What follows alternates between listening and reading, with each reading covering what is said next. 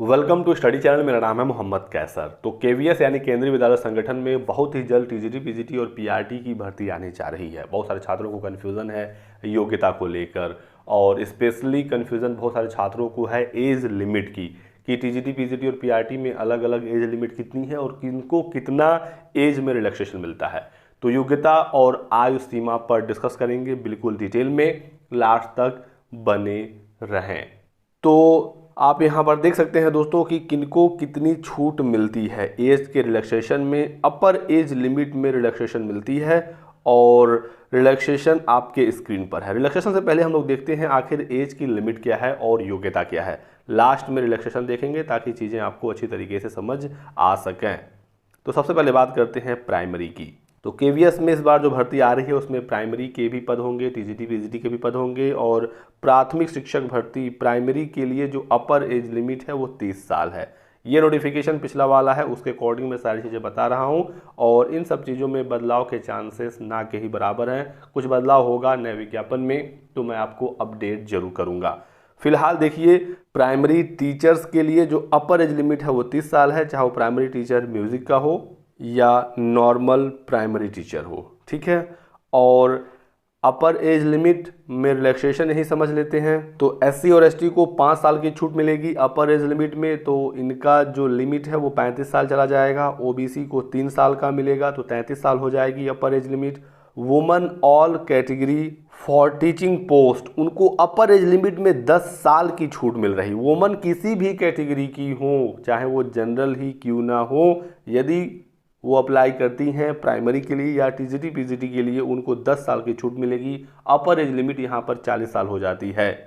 तो वुमन के लिए बहुत बड़ा रिलैक्सेशन है एज में, टीजीटी पीजीटी और पीआरटी के लिए। सिर्फ ये रिलैक्सेशन प्रिंसिपल और वाइस प्रिंसिपल के पद पर नहीं मिलता है, बाकी 10 साल का रिलैक्सेशन इन्हें मिलता है। इसी के साथ साथ केवीएस एम्प्लॉय के लिए बताया गया है नो एज बार, तो यहाँ पर कोई फ़ायदा नहीं है। और भी कुछ चीज़ें यहाँ पर हैं जो छूट्स वगैरह मिलती हैं, आप एक बार देख लीजिएगा। पर्सन विद डिसेबिलिटीज़ के लिए अलग से भी छूट यहाँ पर है। तो ये रिलैक्सेशन है। बाकी टीजीटी में अपर एज लिमिट 35 साल होती है, तो अब आप 35 साल में ये चीज़ें जोड़ेंगे, जैसे कि टीजीटी में एससी एसटी को जब 5 साल की छूट मिलेगी तो 35 साल से बढ़कर वो 40 साल हो जाएगा।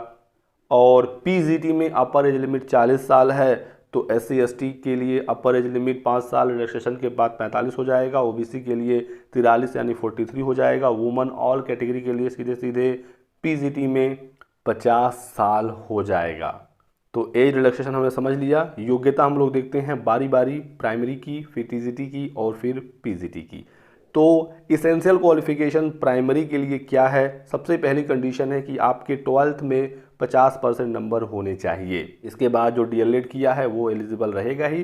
तो डीएलएड हो, बीटीसी हो, जेबीटी हो, बीएसटीसी हो, किसी भी नाम से जाना जाता हो, तो 2 year diploma in elementary education वाले छात्र प्राइमरी में एलिजिबल रहेंगे, कोई समस्या नहीं है। इसी के साथ साथ जिन्होंने 4 साल का बीएलएड किया है ये भी एलिजिबल रहेंगे। ये 12th में 50% वाली कंडीशन है, यहाँ पर भी इसको ध्यान में रखना है। इसी के साथ साथ जिनका डीएड है, 2 year diploma in education, special education जो होता है, यहाँ पर भी 12th में 50% नंबर चाहिए। और जिन्होंने बीएड किया है तो इनके ग्रेजुएशन में 50% नंबर चाहिए। तो ये हुई एलिजिबिलिटी। इसी के साथ साथ सीटेट मांगा जाएगा। सीटेट का पेपर 1 होना चाहिए क्योंकि ये प्राइमरी लेवल की वैकेंसी है। इसी के साथ साथ आप हिंदी और इंग्लिश मीडियम में पढ़ाने में प्रोफिशिएंट होनी चाहिए, सक्षम होनी चाहिए, और कंप्यूटर पर आपको नॉर्मल काम आना चाहिए। तो ये है प्राइमरी लेवल के लिए एलिजिबिलिटी। अपीयरिंग नहीं चलेगा, आपका डीएलएड, बीएलएड या बीएड जो भी है वो क्लियर हो जाना चाहिए फॉर्म भरने की लास्ट डेट तक। अब यहाँ पर सीटेट को लेकर एक डाउट आपके मन में आ सकता है कि यदि हमने इस बार आवेदन किया है सीटेट के लिए, सीटेट दिसंबर 2022, तो अभी तक हमने आवेदन ही किया है, परीक्षा हमने दिया नहीं है, तो पास फेल तो हमें पता है नहीं, तो ऐसे छात्रों को भी मौका मिल सकता है। इसके पूरे पूरे चांसेस हैं। केवीएस के फॉर्म में आपका रजिस्ट्रेशन नंबर मांग लिया जाएगा सीटेट वाला। यदि आप सीटेट पास होते हैं तो आप केवीएस में एलिजिबल रहेंगे प्राइमरी और टीजीटी में, तो उसमें टेंशन नहीं है। पिछली बार तो यही व्यवस्था थी, बाकी जब नया नोटिफिकेशन आएगा तो चीज़ें स्पष्ट होंगी। जो पहले से सीटेट पास है उनके लिए तो कोई टेंशन है ही नहीं। तो प्राइमरी की आप सारी चीज़ें समझ गए। बढ़ते हैं टीजीटी की तरफ। तो ये है टीजीटी के बारे में सारी जानकारी। अपर एज लिमिट है 35 साल। रिलैक्सेशन आप देख लीजिएगा किनको कितना मिलेगा, मैंने सारी चीज़ें एक्सप्लेन कर ही दी हैं। टीजीटी के लिए कंडीशन ये होती है कि आपका संबंधित विषय में ग्रेजुएशन होना चाहिए, यानी कि स्नातक होना चाहिए।